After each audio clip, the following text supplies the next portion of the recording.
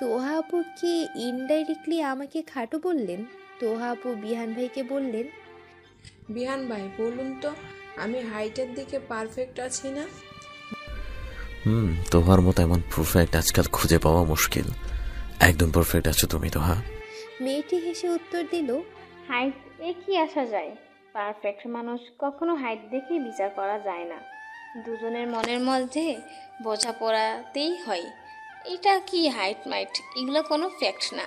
5 ইয়ার difference বয়সই perfect লাগে, made for each other. সবার কথার মোড় ঘোরাতে বিহান ভাই আগের জায়গায় ফিরে গেলেন। মেয়েটিকে বলে উঠলেন, এই জন্য আমিও আপনাকে দেখেই বুঝি নাই, তাই জিজ্ঞাসা করছিলাম আপনি কি বিবাহিত কি না। কিছু মনে করবেন না। কেন বলুন তো ভাইয়া, বিবাহিত কিনা জিজ্ঞেস করলেন? এই যে একদল ছেলে দেখছেন না, এরা অলওয়েজ বিবাহিত মহিলাদের প্রেমে পড়ে। এখনই প্রেমে পড়ে যাচ্ছিল, পড়ার আগেই জেনে নিচ্ছিল বিবাহিত কি না। দেখা গেল আপনার প্রেমে পড়ে এখানে হাত পা ভেঙে গেল। তিয়াস ভাই আর বিভোর ভাই খিটখিটে ভঙ্গিতে তাকালো বিহান ভাইয়ের দিকে। তাদের চোখে মুখে ভয়ানক রাগ। বিভোর ভাই বলে উঠলেন, একটা অপরিচিত মেয়ের সামনে আমার ইজ্জত নষ্ট করার কি প্রয়োজন ছিল? ভাগ্য ভালো তোর বউ আমার বোন, না হলে তোর কপালে যে কি ছিল বিহান। বিহান ভাই শার্টের কলার খানিকটা ঝাঁকি দিয়ে বললেন, আহা, আকাশটা কি সুন্দর তাই না? তা ভাইয়া, আপনার নাম হলো সাইমন, এ বিবাহিত আপুকে কিছু বলবে? আমি ওনার চোখের দিকে তাকিয়ে পড়লাম। উনি কি এক্ষুনি সবাইকে বলে দেবেন যে আমরা বিবাহিত? রিয়া মিহু আপু হেসে গড়াগড়ি যাচ্ছে। ওরা ভাবছে বিহান ভাই আমাকে রাগানোর জন্য বিবাহিত বলছেন। দিল টুট গেয়া ভাইয়া, মেয়েটা বিবাহিত হলো কেন? মেয়েটিকে খুব ভালো লেগেছিল দেখতে, একদম রাতের পরী। মেয়ে পটানোর পূর্ব অভিজ্ঞতা ভালোই আছে। পেতনির মতো দেখতে একটা মেয়েকে রাতের পরী বানিয়ে দিলেন। এগুলো আজকাল কেউ খায় না। আপনাদের খাবার রেডি গো প্লিজ। সাইমন নামের ছেলেটি হতাশ হয়ে ফিরে গেল। বিহান ভাইয়ের যে ভীষণ রাগ হচ্ছে সেটা দেখে বোঝা যাচ্ছে। ওখান থেকে আসার 2 দিন কেটে গিয়েছে, আমি বিহান ভাইয়ের সাথে কোনো যোগাযোগ করছি না। কোনো এক বিশাল কারণে আমার অভিমান হয়েছে। কারণটা বিহান ভাইকে বলিনি। ওনার সাথে কথা না বলার ভীষণ পণ করলাম। নেট অন করি না, ফোনও অফ রেখেছি। রিয়ার আমি কোচিংয়ে যাচ্ছি, রাস্তায় ডাক পিয়নের সাথে দেখা। উনি আমাকে দেখে একটা চিঠি দিয়ে বললেন, চিঠিটা দেখে আমি আর রীতিমতো অবাক। চিঠিটা খুলে আরো অবাক। এটা একটা প্রেমপত্র, ভাবতেই অবাক লাগছে। প্রিয়বি, মধ্যরাতে আকাশের নিচে দাঁড়িয়ে থাকা তোমাকে দেখে ভীষণভাবে মন হারিয়েছে আমার। তোমার হাসিটা মারাত্মক সুন্দর। তুমি বিবাহিত না এটা আমি জেনেই প্রেমপত্র লিখতে বসেছি।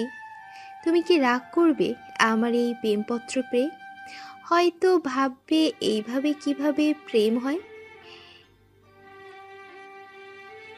এ কি এক দেখায় তোমার প্রেমে পড়িনি? আমি 1000বার দেখেছি তোমাকে। তোমার চোখের তারায় নিজেকে দেখে বুঝে নিয়েছি তুমি আমার সেই জন যার চির অপেক্ষায় এতদিন ছিলাম আমি। সেদিন পিকনিকে না গেলে আমি আমার জীবনের সেই কাঙ্ক্ষিত মানুষটাকে খুঁজেই পেতাম না। তুমি ওখানে না এলে আমাকে বোধহয় আজন্মকাল একাই থাকতে হতো। আচ্ছা, ওখানে এলে আর আমার মন কেড়ে নিয়ে শান্তিতে ঘুমাচ্ছ, তাই না? আমার ঘুম না হওয়া রাত কি একবারও তোমাকে মনে করিয়ে অজান্তে কেউ তোমাকে ভেবেছে? আচ্ছা, তোমার ঘুমন্ত স্বপ্নে কি নির্ঘুমেই আমাকে মনে পড়েছে একবারও? তোমার স্বপ্নে কি হাতছানি দিয়েছে একবারও এই আমার তোমাকে ভেবে রাত জাগা প্রহরের স্মৃতি? কী সব লিখে ফেললাম, বাকিটা পরে একদিন লিখব। নিচে আমার ফোন নাম্বারটা দিয়ে দিলাম, ফোন দিও। ইতি তোমার প্রিয়তমা। চিঠিটা যে শিওর বিহান ভাইকে লিখেছে তাতে কোনো সন্দেহ নেই আমার। আমি আর রিয়া দুজন দুজনের দিকে রীতিমতো অবাক। রাগে শরীর জ্বলে পড়ে যাচ্ছে। চিঠিটা খামসহ দুমড়ে মুছড়ে হাতের মাঝে মুঠো করে রাগে ফুঁসছি আমি। রিয়া সন্ধিয়ান দৃষ্টি নিয়ে আমার দিকে তাকিয়ে বলে, কি রে দিয়া, প্রেশার বেড়ে গেল নাকি তোর? অগ্নিমূর্তির ন্যায় তাকালাম রিয়ার দিকে। রিয়াকে বললাম, পানির পটটা দে। রিয়া পানির পট আমার দিকে এগিয়ে দিল।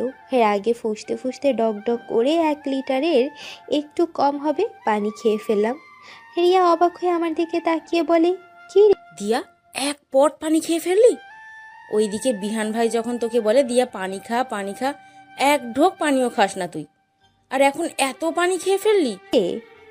পানির পটটা গাছের দিকে জোরে ছুঁড়ে মেরে বললাম, কি এত বিহান ভাই করিস বলতো, আর একবারও ওর নাম নিবি না আমার সামনে। রিয়া ভেবাচাকা খেয়ে আমার দিকে তাকিয়ে বলে। রিয়ার দিকে আবারও রেগে মেগে তাকালাম আমি। কার জ্বলতেছে রিয়া? তুই কি আমাকে বললি? আমার কেন জ্বলবে রিয়া? আচ্ছা, জ্বলতেছে না তাই তো? তাহলে বিহান ভাই যে সেদিন আসার সময় বলল সানজি মেয়েটা দেখতে ভীষণ ভালো, তুই সেখান থেকে বিহান ভাইয়ের সাথে কথা বলা অফ করেছিস কেন?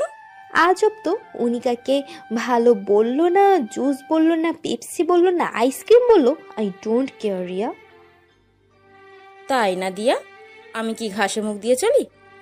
বিহান ভাইয়ের ফোন রিসিভ করছিস না দেখে ভাই আমাকে ফোন দিয়েছিল আর জানিয়েছে তোর রাগের কারণ। আচ্ছা দিয়া, তুই রাগ করলে বিহান ভাইয়ের কি বলতো?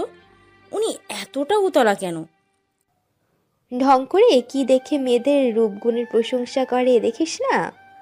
এতই যদি মেয়েদের জোস লাগে, আমার খোঁজ নেওয়া লাগে কেন? আমি কি খোঁজ নিতে বলেছি? বাবা, দ্য গ্রেট বিহান ভাইকে দেখো, ডাক পিয়ন বাড়ি এসে চিঠি দিয়ে যাচ্ছে। উনি কি এ যুগের মজনু হয়েছে? আচ্ছা দিয়া, চিঠি দিয়েছে বিহান ভাইয়ের কি দোষ? বিহান ভাই কি দিতে বলেছেন? এনিওয়ে, চিঠি নিয়ে তোর রাগ হচ্ছে কেন? হয় প্রেম, হয় ভালোবাসা। তুই কি ফিরার খাস রিয়া? ওনার নাম ঠিকানা না জানলে চিঠিটা পাঠালো কিভাবে শুনি? আসলেই তো ব্যাপারটা জটিল লাগছে। রিয়া চল আমার সাথে। কোথায়? মামাদের বাড়িতে যাব আর আসবো। ওকে চল। হন হন করে মামাদের বাড়িতে প্রবেশ করলাম। মামি দুপুরে রান্নার জন্য তরকারি কাটছে। আমাদের দেখে মামি হেসে দিয়ে বললেন, এ কি তোরা এদিকে আয়, কোচিং গেছিলি নাকি? আমার মন আর মুড কোনোটাই ঠিক নেই। রিয়া উত্তর দিল, হ্যাঁ মামি, আমরা কোচিং গেছিলাম। টুল এগিয়ে দিল মামি দুজনের দিকে। ডাইনিং এর চেয়ারে ব্যাগ রেখে টুলের উপর বসলাম দুজনেই। এ বাড়িতে দিনে একবার করে আসা হয় বলতে গেলে, তাই নিজের বাড়ির মতোই হয়ে গিয়েছে। খুব একটা আত্মীয় ভাব নেই। মামি আমাদের রেখে রান্নাঘরে প্রবেশ করলেন। ট্রেতে করে 2 গ্লাস লেবুর চিনির শরবত, কেক, কলা, পায়েস নিয়ে এলেন। মামিকে বললাম, এগুলোর কি প্রয়োজন ছিল মামি? মামি বললেন, রোদ থেকে এসেছিস, খেয়ে নে, ক্লান্তি দূর হবে। খাওয়া শেষে মামির সাথে মরিচের বোটা ছাড়াচ্ছি আর লাল শাক বেছে দিচ্ছি। রিয়া বলল, মামি কি রান্না করবেন দুপুরে? বিহান আমরা টক খাবে, ওর জন্য আমরা টক রান্না করব, লাল শাক ভাজি করব, বেগুন আর ইলিশ মাছ, পেঁয়াজ কেটে ছোট মাছের ঝোল। মামি, বিহান ভাই কোথায়? ঘুমোচ্ছে, ওয়েট ডেকে দিচ্ছি। মামি ডাকাডাকি না করে ফোন করলো বিহান ভাইকে।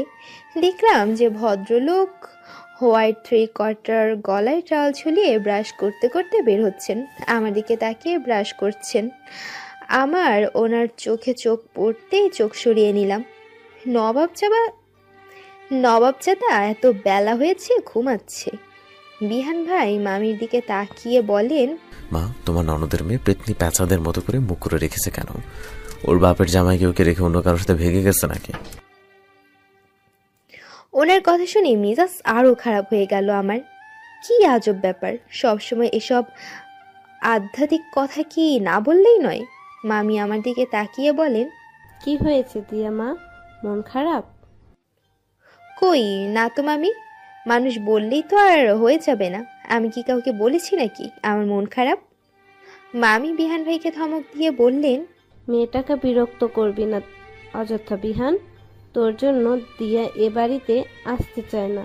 রিয়া মা, লেখাপড়া কেমন চলছে? জি মামি, ভালো। বিহান ভাই আবারও বললেন, মা, দিয়াকে বিয়ে দাও, ওর মুড আজকাল বেশি খারাপ থাকে।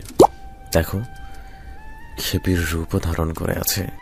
ও জামাইকে রেগুলার মারবে, ওর হাতের মার খেয়ে বেচারার কি অবস্থা হবে কে জানে। চটজলদি উঠে দাঁড়িয়ে হাতের মধ্যে থাকা দলা করা চিঠিটা ওনার মুখে ছুরি মেরে দিয়ে মামিকে বললাম, এখন আসি মামি, কাল আবার আসবো। মামিও অবাক আমার এমন আচরণ দেখে।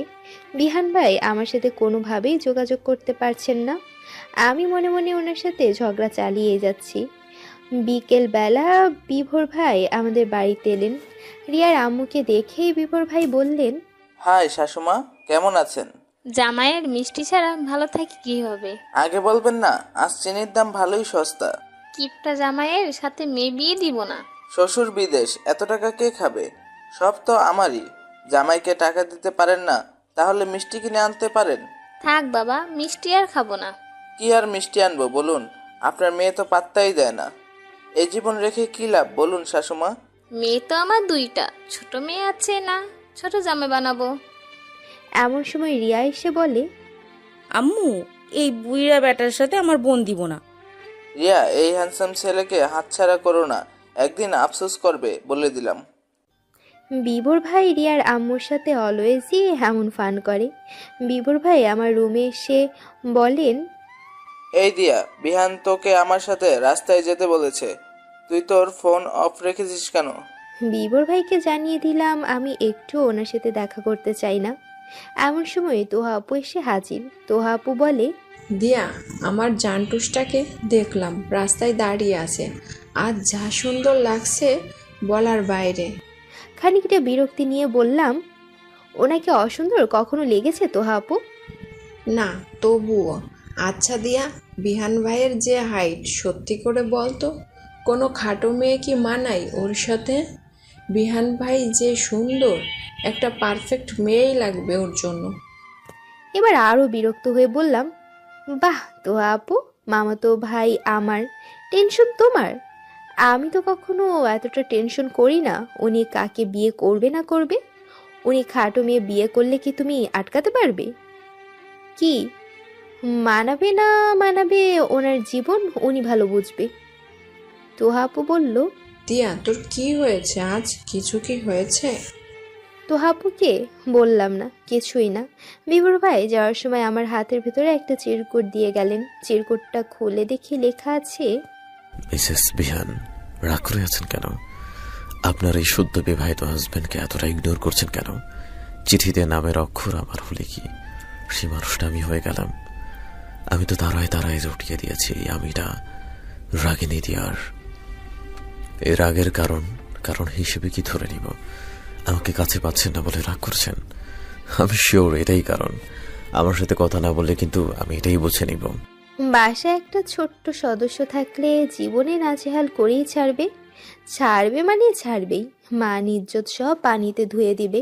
এইদিকে আমার বই পড়তে বসা মানে প্রথমে বিশাল মনোযোগ দিয়ে চেয়ার টেবিলে গিয়ে পূর্ণ মনোযোগ দেওয়া বইয়ের দিকে। 1 ঘন্টা বই পড়ার পর ঘড়ির দিকে তাকিয়ে দেখি বিকাল টাইম। স্টাডি করেছি আমি মাত্র 5 মিনিট হয়েছে। তারপর চেয়ারে 1 পা তুলে দিয়ে বই পড়ি 5 মিনিট, পরে 2 পা তুলে 1 পা ভাঁজ করে বসি। তার 3 মিনিট পর বিছানায় বই নিয়ে বসে পড়া শুরু করি। তার 3 মিনিট পরে উপর হয়ে শুয়ে পড়া শুরু করি। তারপর উপর অবস্থাতেই 2 পা হাঁটু ভাঁজ করে উপর দিকে দিয়ে নাচতে নাচতে বিশালভাবে মনোযোগ দিই পড়াতে। এরপর উপর থেকে চিটপটাং হয়ে 2 হাত বই উপরে তুলে পড়তে থাকি। এর মাঝে একাধিকবার ফোন চেক করি। এইভাবে ভয়ঙ্কর মনোযোগ দেওয়ার পর দেখি 20 থেকে 30 মিনিট হয়নি। তারপর মনে হয় যাই একটু রিয়ার সাথে গল্প করে আসি। 5 মিনিট পরে এসে পড়তে বসবো। 2 ঘন্টা অতিক্রম হলেও আর খেয়াল থাকে না। আজও শুয়ে শুয়ে বই পড়ছি। 7 সকালে মা জননী খুন্তি হাতে হাজির। বইয়ের ফাঁকে তাকিয়ে দেখি আম্মুর হাতে খুন্তি। দুঃখী দুঃখী মুখ করে বললাম, কি হয়েছে আম্মু? আম্মু রেগে মেগে বলল, তোকে আর কতবার বলবো, শুয়ে শুয়ে বই পড়লে লেখাপড়া শুয়ে যায়। 2 দিন পর এক্সাম, একবার চেয়ার ছেড়ে বিছানা, বিছানা ছেড়ে রিয়া। শোন দিয়া, রাত দিন 24 ঘন্টা যেন তোর সামনে বই দেখি আমি। রেজাল্ট ভালো না হলে আমার এত ফাও টাকা নেই, হাবিজাবি রেজাল্টের পেছনে টাকা নষ্ট করবো, রিক্সাওয়ালার সাথে বিয়ে দিয়ে দেবো, সোজা কথা। আম্মুকে বললাম, আম্মু মামিকে দেখেছো? বিহান ভাইয়ের সাথে কত সুন্দরভাবে কথা বলে। জীবনে একটা বকাঝকা দেয় নাই। ওনার একটা ছেলে তোমার এত তো একটাই মেয়ে, তাই না আম্মু? আম্মু আরো জোরে বাজকে কণ্ঠে বলে উঠল। বিহানের পা ধোয়া পানি খাওয়ার যোগ্যতা নেই তোর। বিহান সারা জীবন ঘরে দরজা লাগিয়ে বই পড়ে। বাড়িতে আত্মীয় এলে সবাই আড্ডা দেয়, আর বিহানকে অনুরোধ করা লাগে একটু বাইরে আসার জন্য। ছেলেটাকে কোনোদিন বলা লাগেনি বই পড়তে বস। কখনো দেখেছিস তোদের মতো বায়না ধরতে? বিহান ঘরের দরজা লাগিয়ে বই পড়ে, পড়ার সময় ফোন অফ করে রাখে। তুই বিহানের সাথে নিজেকে তুলনা করিস? তুই তো বাড়িতে এক মগ পানি ঢেলেও খাস না। আর বিহান ছেলে মানুষ হয়ে ওর মার হাতে হাতে কাজে সাহায্য করে। এই জেলায় প্রথম হয়েছিল আমার ভাতিজা, আর তার সাথে নিজের তুলনা করিস? কানে খাতার কাগজ ছিঁড়ে ভরে রাখলাম আর চেয়ারে গিয়ে সভ্য মেয়ের মতো পড়তে বসলাম। বিহান ভাই আগামীকাল ঢাকা চলে যাবেন। আম্মু তার ভাতিজার জন্য গরু ভুড়ি আর ছিটা রুটি বানাচ্ছেন। আম্মুর পাশে গিয়ে দাঁড়িয়ে দাঁড়িয়ে ছিটা রুটি খাচ্ছি আমি। এমন সময় আয়রা একটা কাগজ এনে রান্নাঘরের ফ্লোরে মেরে পড়ছে। হুট করে আম্মুর নজরে গেল কাগজটা। আম্মু কাগজটা তুলে দেখে বড় অক্ষরে লেখা, দিয়া পিচ্ছি বউ রাগ করে না। এটা ছিল গতকাল বিভোর ভাইয়ের দেওয়া সেই চিরকুটটা। আম্মু চিরকুটের এক পাশ দিয়ে পিচ্ছি বউ রাগ করে না দেখে আম্মু অপর পাশ উল্টে ফেললো। গড় গড় করে পুরো চিঠিটা পড়ে নিল। বিছানায় যে বই পড়ছিলাম সে বইয়ের মলাটের মাঝে রাখা ছিল এটা। এই আয়রা বাচ্চুটা আমার মান সম্মান কিচ্ছুই রাখলো না অবশিষ্ট। মনে চাচ্ছে আয়রাকে কড়াইতে দিয়ে ভাজি করি। আম্মুর মুখে কোনো কথা নেই, চোখ মুখ রাগে ছুটে যাচ্ছে। আম্মুর হাঁপানিও শুরু হয়েছে দ্রুত। একটা প্রেশারের ওষুধ খেয়ে রিয়ার আম্মুকে ডাকলো, ছোট একটু রান্নাটা দেখতো বলে আমার হাত ধরে হ্যাচকা টানে আমার রুমে নিয়ে গেল। আম্মুর প্রেশার হাই হয়ে গিয়েছে। তার মেয়ে কি কাউকে বিয়ে করে ফেলেছে? আম্মু আমাকে বলছে, এজন্যই এত কষ্ট করে মানুষ করছি তোদের আমি। তোর বাবা জানলে স্ট্রোক করবে। এত বড় একটা ব্যাপার তোর বাবা মেনে নিতে পারবে না। তাকে প্রাণের থেকেও বেশি ভালোবাসে তোর বাবা। আমি ভাবতেও পারিনি আমার মেয়ে হয়ে এমন কিছু করবে। তোর কি বিয়ের বয়স হয়েছে দিয়া? কাউকে পছন্দ থাকলে আমাকে বলতে পারতি তো দিয়া। ছেলেটা কে দিয়া? কোনো খারাপ ছেলের পাল্লায় পড়লে বুঝবি। কখন বিয়ে করলি? কে জানে এই বিয়ের কথা? আমার মান সম্মান এভাবে নষ্ট করতে পারলি? আল্লাহ পৃথিবীর দুটো অশ্রব্য বাচ্চা আল্লাহ আমাকেই কেন দিয়েছে? কি পাপ করেছিলাম? আম্মু অন্যদিন সামান্য কারণে অনেক বকে, আজ অনেক বড় সিরিয়াস ইস্যুতে আম্মু বকছে না। আমি ভেবেছিলাম বটি দিয়ে কেটে ফেলবে আমাকে, কিন্তু এই প্রথম আম্মু বকার পরিবর্তে দীর্ঘ নিঃশ্বাস ফেলছে। আম্মুর দিকে তাকিয়ে বললাম, এসব কি বলছো আম্মু? আমি এমন কিছু করিনি। চুপ বেয়াদব মেয়ে। আমি কি তোকে এই শিক্ষা দিয়েছি? কথায় কথায় মিথ্যা বলা শিখে গেছো তুমি। ছেলেটার নাম ঠিকানা দাও, মানুষজন জানার আগে ডিভোর্স করিয়ে আনি। আম্মু জাস্ট একটা চিঠি তো, কত কি ভাবছো তুমি? একটা কথাও বলবি না তুই দিয়া। ওই আলিফের সাথে বিয়ে করিসনি তো আবার? আমি এই জীবনেও তোর মেজ কাকির বংশের কাউকে মেনে নিতে পারবো না। তোর কাকির থেকে ওনার বোন আরো বেশি খারাপ। যদি ওই আলিফের সাথে কিছু হয়ে থাকে আমি ত্যায্য করে দেব তোকে। ছি আম্মু, কি সব বলো? তুমি এত সিরিয়াস হয়ে যাচ্ছ কেন? আম্মু চিঠিটা সামনে ধরে বলল, সিরিয়াস হব না? ভাগ্যিস 2-1 কলম লেখাপড়া জানি, না হলে তো আমাকে ভাঙিয়ে চুরিয়ে চিঠিতে ক্লিয়ার লেখা সদ্য বিবাহিত হাজবেন্ড। এই চিঠির মানে কি বোঝায় দিয়া? যেখানে তোর ভাই ছেলে মানুষ এগুলি করবে সেখানে তুই মেয়ে হয়ে এগুলি করছিস? আম্মু ভাইয়া করলে মেনে নেবে? একদম চুপ। ছেলেটা কে? বল কে? লজ্জায় মরে যাচ্ছি আমি। চিঠিতে যেভাবে লেখা আম্মুকে বোঝানোর মতো কোনো উপায় নেই আমার। কি করব এখন আমি? আম্মুর তো প্রেশারই বেড়ে গিয়েছে।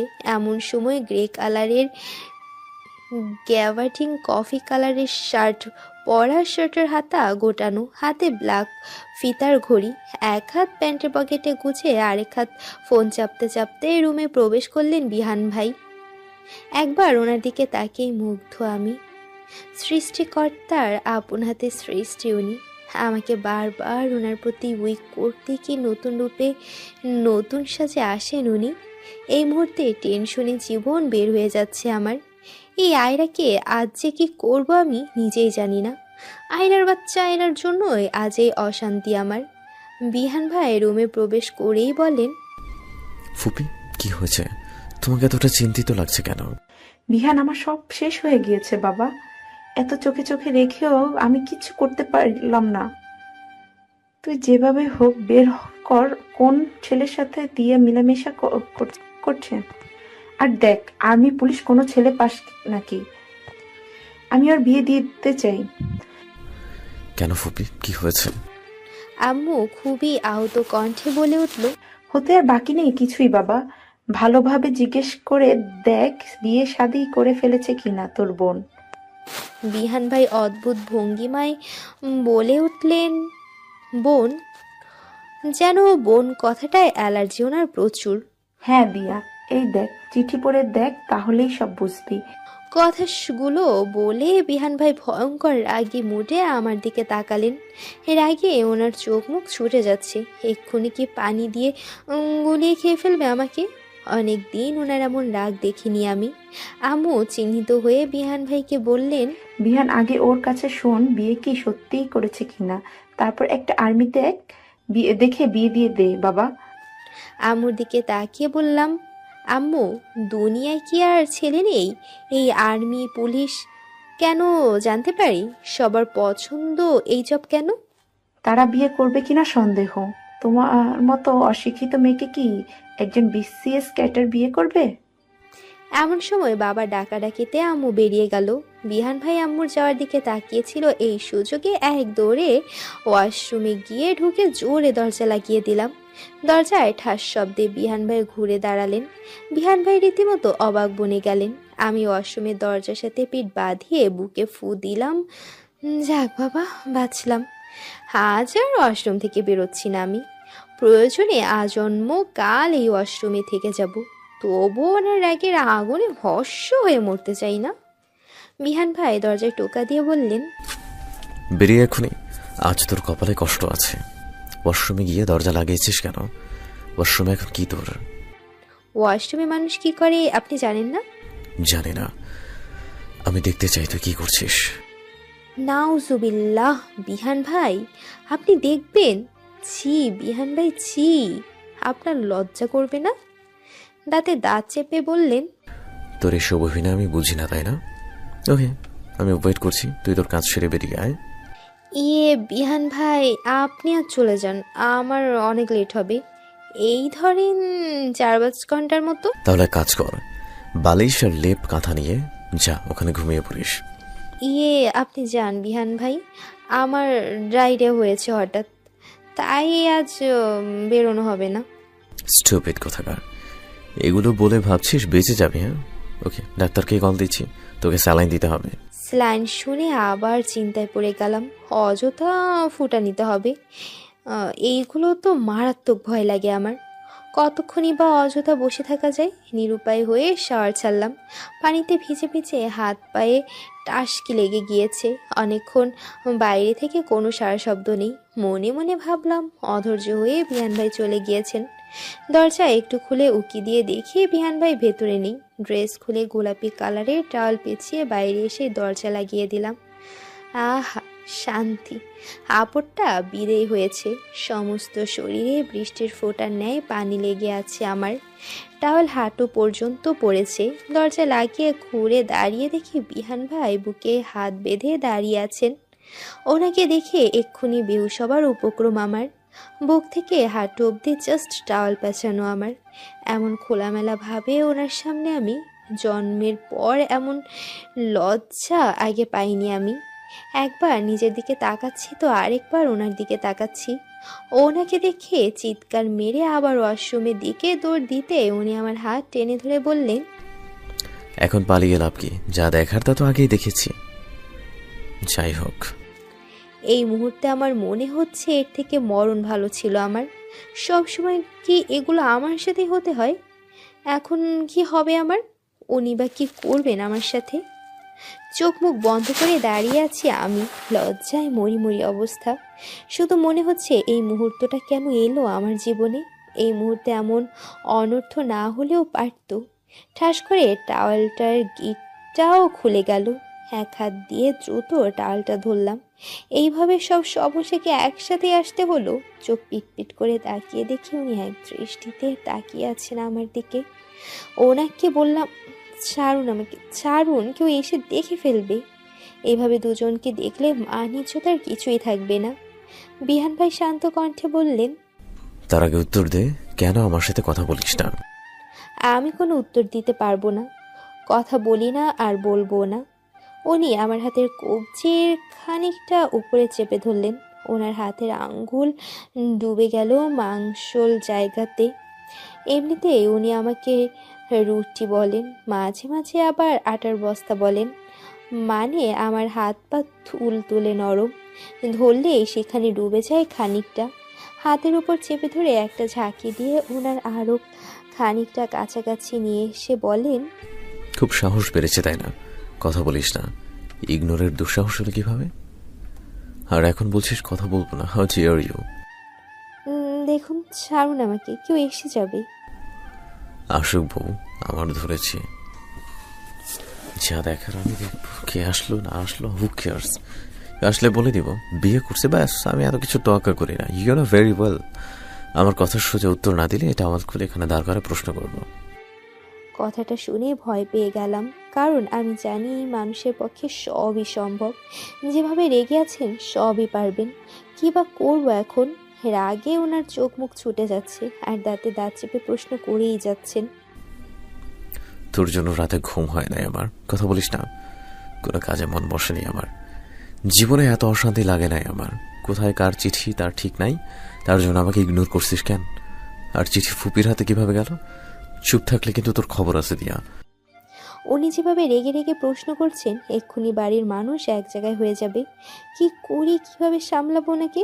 কিছু না ভেবেই হুট করে একটা দুষ্ট বুদ্ধি মাথায় চাপলো। উনি যে লম্বা, আমি তো এমনিতে ওনাকে নাগাল পাবো না। ওনার ধবধবে ফর্সা পায়ের উপর আমার পা উঠিয়ে ওনাকে ভর দিয়ে দাঁড়ালাম। ওনার গলা জড়িয়ে ধরে ঠোঁটের ঠোঁট ছুঁয়ে দিলাম, যাতে ওনার কথা বলা অফ হয়ে যায়। দুই গালে দুইটা চুমু দিয়ে ওনাকে আকস্মিক দুই হাত দিয়ে আষ্টে পিষ্টে জড়িয়ে ধরলাম। উনি ভাবতেই পারেনি আমি এমন কিছু করব। উনি মনে হয় বাকশক্তি হারালেন নিমিষে। ভয়ানক সেই রাগ চোখ থেকে উধাও। ছেলেটা কেমন জানি অন্য জগতে চলে গিয়েছে। আহ্লাদে কণ্ঠে বললাম, সবসময় তো বকেন কেন আপনি? আমি যে একটা পিচ্ছি মেয়ে, জানেন না? এত বকলে ভয় লাগে আমার। আই লাভ ইউ, রাক্ষস একটা। উনি মিনিট খানিক চোখ অফ করে কিছু একটা উপলব্ধি করলেন। ওনার বুকে কান পেতে আরও একটু জড়সড়ভাবে জড়িয়ে ধরলাম। কেমন জানি ভালো লাগছে। ভেতরে ভেতরে এক আলতো পরশের সুন্দর অনুভূতি খেলা করছে। উনি ঘাড়ে একটা চুমু দিয়ে বললেন, আমাকে ভালোই ঠান্ডা করতে শিখেছো তুমি। ইচ্ছে করেও আর রাগে থাকাতে পারছি না আমি। এই পিচ্ছি আমার এত সর্বনাশ করছে ভাবা যায়? তোমাকে তো শাস্তি দিতেই হচ্ছে। এবার অভিমান নিয়ে বললাম, আপনি স্পর্শ করবেন না আমাকে। যান, ওই যে সানজি চিঠি লিখেছে, প্রিয় বি, ওকে গিয়ে স্পর্শ করেন। আমার কাছে কি? হাত ধরে বিছানায় ধাক্কা মেরে ফেলে দিয়ে নিজেও বিছানার আমার উপর ঝুঁকে গিয়ে বললেন, তোর কাছে কি জানতে চাস? ওয়েট। বলেই ডাল খোলার চেষ্টা করছেন, আর আমি হাত দিয়ে মুঠো করে ধরে রেখেছি। দরজার দিকে তাকিয়ে দেখি দরজা লক। ও মাই গড, এখন কি করি? এভাবে ওনার দখলে চলে গেলাম আমি। গলার নিচে হাত দিয়ে স্লাইড করতে করতে বললেন, প্রচন্ড রেগেছিলাম তোমার প্রতি। আজ ইচ্ছা ছিল তুলে আছাড় দিব।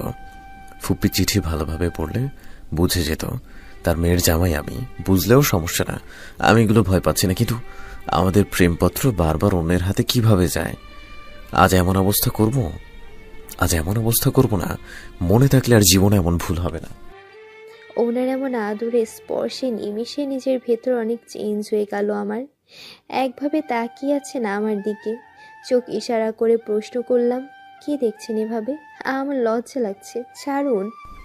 এই যে ভেজা তোমাকে দেখছি, পুরি একটা। তুমি এখন যেভাবে আছো, বিলিভ মি, আমি তোমাকে তোমাকে দেখে আমি মুগ্ধ হয়ে যাচ্ছি। মনে হচ্ছে মাত্র বৃষ্টি থেকে ভিজে এসেছো।